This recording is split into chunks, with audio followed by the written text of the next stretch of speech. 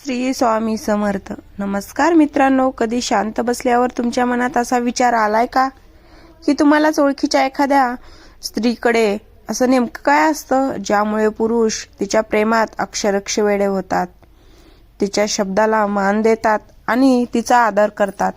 आपण लांबून बघताना विचार करतो, ही तर दिसायला साधीच आहे, ही काय फार श्रीमंत पण नाहीये, मग नेमकं काय गुपित आहे हिच्याकडे.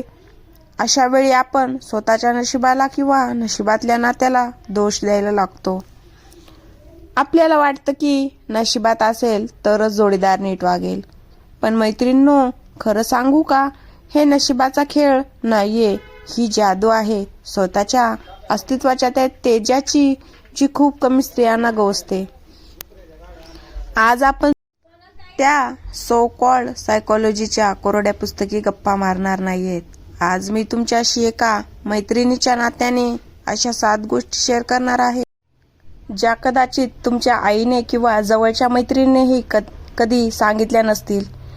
हे ते 7 शक्तिशाली नियम आहेत जे एकदा तुम्ही अंमलात आणले की तुम्हाला कोणासमोरही प्रेम, वेळ किंवा आदराची भीक मागावी लागणार नाही. इथे वेळ लावणं म्हणजे कोणाला फसवणं नाही, तर स्वतःला सायकोलॉजी इतकं हाय व्हॅल्यू बनवणं आहे की समोरच्या पुरुषाला तुमची किंमत आपोआप कळावी. हा व्हिडिओ म्हणजे केवळ माहिती नाही, तर तुमच्या स्वतःला पुन्हा शोधण्याचा एक प्रवास आहे. आजचा हा विषय तुमच्या नात्याकडे बघण्याचा दृष्टिकोन मुळापासून बदलून टाकेल. जर तुम्हाला वाटत असेल की तुमचं नातं कुठेतरी विस्कळीत होतंय किंवा तुम्हाला हवा तो मान मिळत नाहीये, तर हा व्हिडिओ तुमच्यासाठी एक नव्या पर्वाची सुरुवात असेल. तयार आहात ना तुमची हरवलेली ती पावर पुन्हा मिळवण्यासाठी? मग व्हिडिओ शेवटपर्यंत अगदी मनापासून पहा, कारण 7वा नियम तुमच्या जगण्याची व्याख्या आणि तुमच्या आयुष्यातली त्या एका खास माणसाची जागा कायमची बदलून टाकेल. चला सुरुवात करूया. पहिला नियम, स्वतःचं एक स्वातंत्र्य जग जपा. मैत्रिणींनो, कधी तुम्ही हे अनुभवलंय का की आपण एखाद्या झाडाला रोज प्रमाणात बाहेर पाणी घातलं तर ते झाड वाढण्याऐवजी कुंजायला लागतं. नात्याचंही अगदी असंच असतं. आपण प्रेमात इतकं वाहत जातो की आपली स्वतःची ओळखच हरवून बसतो. आपण त्याच्या एका हायसाठी आपली सगळी महत्वाची काम बाजूला सारतो. रात्रीच्या 2-2 वाजेपर्यंत डोळे सुजेपर्यंत फोनकडे बघत बसतो की कधी त्याचा मेसेज येईल आणि मी कधी त्याला रिप्लाय देईन. आपल्याला वाटतं हे प्रेम आहे, पण समोरच्याला ते तुमचं रिकामपण वाटायला लागतं. इथे प्रश्न त्याला इग्नोर करायचा नाही, तर प्रश्न आहे स्वतःच्या अस्तित्वाचा. तुम्ही स्वतः विचार करा, ज्या दिवशी तुमच्या हातात काहीच काम नसतं त्या दिवशी तुम्हाला स्वतःचाच कंटाळा येतो ना? मग विचार करा, तुम्ही तुमचं सगळं आयुष्य त्याच्या हातात दिलं तर त्याला तुमचं कौतुक कसं वाटेल? पुरुषांना अशा स्त्रियांची ओढ जास्त वाटते ज्यांचं स्वतःचं एक वेगळं, आनंदी आणि खमखमीत आयुष्य असतं. समजा त्याने तुम्हाला विचारलं, काय करतेस? आणि तुम्ही उत्तर दिले, काही नाही, तुझे मेसेज वाट बघत होते. तर तिथेच तुमचा प्रभाव संपला. मग जर तुम्ही खरंच तुमच्या आवडीच्या कामात मग्न असाल, मग ते वाचन असो, एखादा छंद असो किंवा अगदी स्वतःच्या करिअरवर काम करणं असो, तर तुमच्या आवाजातला तो उत्साह त्याला जाणवतो. त्याला हे उमजून द्या की तुमच्या आयुष्यात आनंदी राहण्यासाठी तुम्हाला कोणाच्या परवानगीची किंवा सोबतची गरज नाही. तुमची ही स्वातंत्र्य वृत्ती त्याला अस्वस्थ करते आणि हीच अस्वस्थता त्याला तुमच्या जवळ. पण मैत्रिणींनो, फक्त स्वतःला बिजी ठेवून भागत नाही. खरी जादू तर तेव्हा घडते जेव्हा नात्यात चढ उतार येतात आणि तुम्ही तुमच्या प्रतिक्रियेने समोरच्याला विचार करायला भाग पाडतात. म्हणूनच आपला पुढचा नियम आहे, भावनांचा रिमोट कंट्रोल स्वतःच्या हातात ठेवा. मैत्रिणींनो, नात्यातली सर्वात मोठी शांतता कोणत्याही आवाजापेक्षा जास्त मोठी असते. जेव्हा तुम्ही रिॲक्ट होत नाही तेव्हा समोरच्या पुरुषाच्या मनात काहूर माजतं.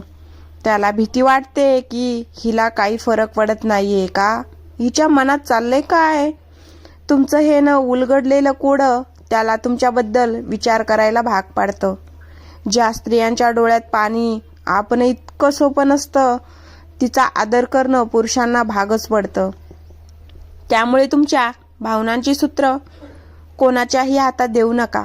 तुमचं हसू आणि तुमचे अश्रू इतके स्वस्त करू नका की कोणालाही त्याची किंमत उतरणार नाही. भावनावर ताबा मिळवला की पुढची पायरी येते, ती म्हणजे तुमची कदर.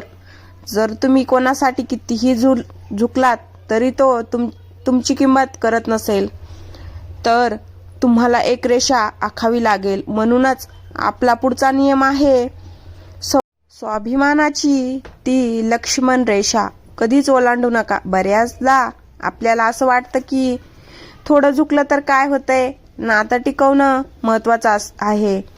पण मैत्रिणींनो, एका मर्यादेनंतर झुकणं म्हणजे स्वतःचं अस्तित्व पुसून टाकण्यासारखं असतं. एक गोष्ट लक्षात ठेवा, जेव्हा पुरुष तुमच्या स्वाभिमानाची किंमत करू शकत नाही तो तुमच्या प्रेमाच्या लायकीचाही नसतो. पुरुषांना ज्याच्या आयुष्यात काही ठाम नियम असतात. जर तुम्हाला कोणाचं बोलणं टोचत असेल किंवा कोणाची वागणूक अपमानास्पद वाटत असेल तर तिथे स्पष्टपणे नाही म्हणायला शिका.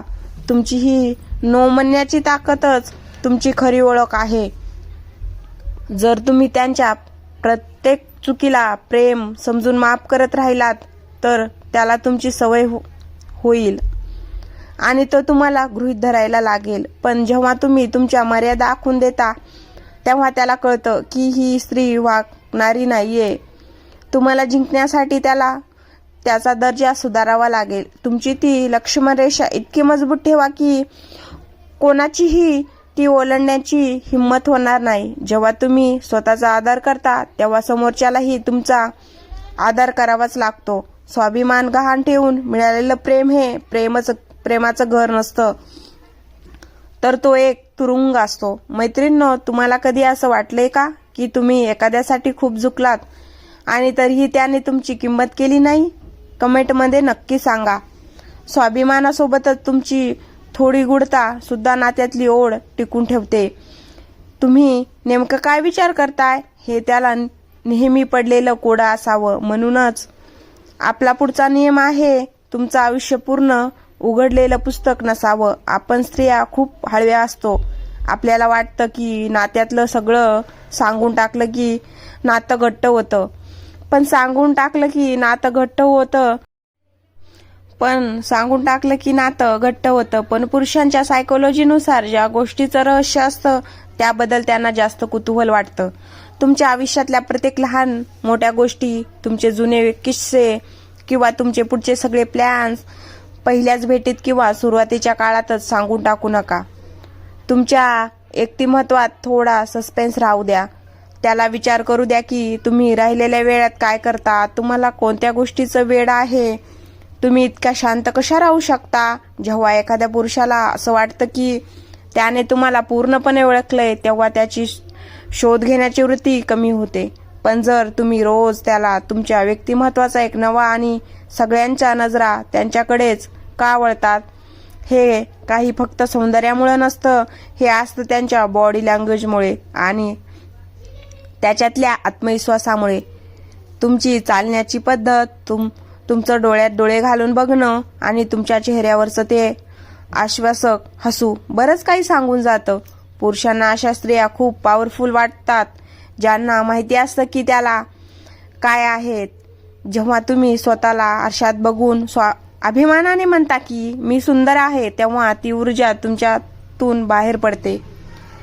खांदे पाडून किंवा सतत स्वतःला कमी लेखून वावरू नका. तुमची देहबोली ही तुमच्या आत्मविश्वासाचा आरसा असली पाहिजे. तुमच्या हालचालीमध्ये एक प्रकारची स्थिरता आणि नजकता असू द्या. जेव्हा तुम्ही स्वतःच्या शरीराचा आणि स्वतःच्या विचाराचा आदर करता तेव्हा समोरच्या व्यक्तीला तुमचं वजन जाणवतं. तुमची ती कॉन्फिडंट वाईब समोरच्या पुरुषाला मोहून टाकते. त्याला जाणवतं की ही स्त्री स्वतःमध्येच एक संपूर्ण विश्व आहे. तुमचं हे तेज त्याला तुमच्याकडे आकर्षित केल्याशिवाय राहणार नाही. आतापर्यंत आपण स्वतःवर कसं काम करायचं हे पाहिलं, पण समोरच्या पुरुषाच्या मनातील हिरो जागा करून तुमची जागा पक्की कशी कराल लक्षात ठेवा. हे कौतुक एखाद्या लाडक्या मुलासारखं नसावं, तर एका बरोबरीच्या जोडीदारासारखं असावं. त्याला हे जाणून द्या की त्याच्याची म्हणूनच आपला पुढचा नियम आहे, त्याच्यातला हिरोला योग्य वेळी दाद द्या. हे ऐकायला कदाचित जुने वाटेल, पण हे मनाचं एक सत्य आहे. प्रत्येक पुरुषाला असं वाटतं की तो ज्या स्त्रीवर प्रेम करतो तिच्यासाठी तो काहीतरी विशेष आहे. त्याला कौतुकाची भूक असते, पण ते कौतुक मनापासून असावं लागतं. जेव्हा तो तुमच्यासाठी काहीतरी छोटी गोष्ट करतो किंवा एखादा महत्त्वाचा निर्णय घेतो तेव्हा त्याचं कौतुक करायला विसरू नका. पण कष्टाची तुम्हाला जाणीव आहे जेव्हा तुम्ही त्याला प्रोत्साहन देता तेव्हा तो भावनिकदृष्ट्या तुमच्यावर अधिक अवलंबून राहू लागतो. त्याला तुमच्यासोबत असताना शक्तिशाली आणि सक्षम वाटलं पाहिजे. हे मानसशास्त्र असं काम करतं की जो माणूस आपल्याला जगाशी लढण्याची प्रेरणा देतो आपण त्याच्यासाठी काही करायला तयार होतो. तुमची एक गोष्ट छोटीशी दाद त्याला तुमचं रक्षण करण्यासाठी आणि तुमच्यासाठी कष्ट करण्यासाठी 1000 पटीने ऊर्जा देते. पण हे सर्व करताना तुमचं स्वतःचं स्थान कधीच कमी होऊ देऊ नका. तुम्ही राणी आहात म्हणूनच तो राजासारखा वागतोय हे भान त्याला असू द्या. आणि आता येतोय तो सर्वात थरारक आणि महत्त्वाचा मास्टर नियम, ज्याची आपण व्हिडिओच्या सुरुवातीपासून वाट बघतोय. म्हणूनच आपला सर्वात शक्तिशाली आणि शेवटचा नियम आहे डिटॅचमेंट, गमावण्याची भीती कायम ठेवा. हा नियम सर्वात महत्त्वाचा आहे. नात्यात आपलं 100% प्रेम द्या, पण कधीही कोणाला हे सांगू की तुझ्याशिवाय मी मरून जाई. ज्या क्षणी समोरच्या पुरुषाला कळतं की तुम्ही त्याला सोडून कुठे जाऊ शकत नाही, त्या क्षणी तो तुम्हाला गृहीत धरायला लागतो. तुमच्या मनात ती ताकद असावी की जर तुमचं स्वाभिमान दुखावला जात असेल किंवा नात्यात आदर नसेल तर तुम्ही एकटं चालायला तयार आहात. डिटॅचमेंट म्हणजे प्रेम न करणं नाहीये, तर ही स्वतःला वाचवण्याची शक्ती आहे. जेव्हा त्याला हे जाणवतं की तुम्ही एक स्वतंत्र व्यक्ती आहात आणि तुम्हाला गमावणं त्याला परवडणार नाही, तेव्हा तो तुमच्यासाठी जास्तीत जास्त प्रयत्न करतो. पुरुषांना आव्हाने आवडतात. तुमचं प्रेम हे त्याच्यासाठी एक गिफ्ट असावं, हक्क नाही. जेव्हा तुम्ही स्वतःच्या आनंदासाठी त्याच्यावर विसंबून राहत नाही तेव्हा तुम्ही खऱ्या अर्थाने शक्तिशाली होता.